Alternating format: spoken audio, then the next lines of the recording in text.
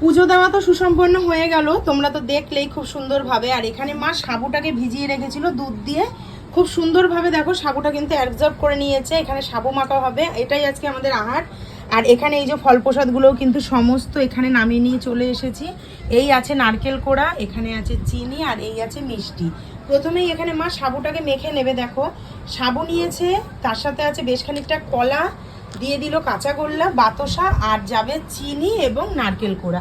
তো মেখে নিয়ে তারপর আবার ফিরে আসছি। তো আজকে সারাটা দিন আমরা কি খাবো সেটাই তোমাদেরকে দেখাবো। তো সাবু মাখাটা কেমন হলো দেখো।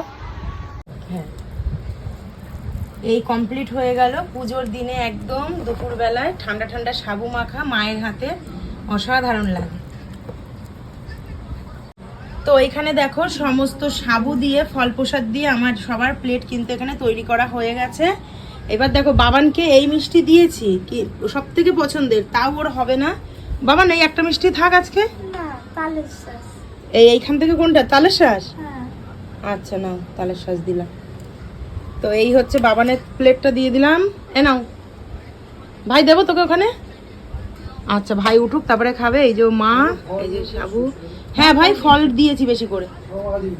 নন্টুর প্লেটটা দেখ, তাহলেই বুঝতে পারবি। ও ভাই বলছে কি কি বল।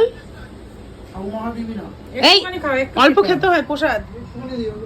তো এই হচ্ছে আজকে আমাদের আহার। তো এই আমাদের শিবরাত্রি বলে ফেলছি বারবার, যাই হোক শিবেরই তো পুজো। তো নীল পুজো কমপ্লিট হলো আমার এবং মায়ের। আমরা চরণামৃতকে উপোস ভঙ্গ করেছি। তো আজকের মতো এখানেই শেষ করলাম।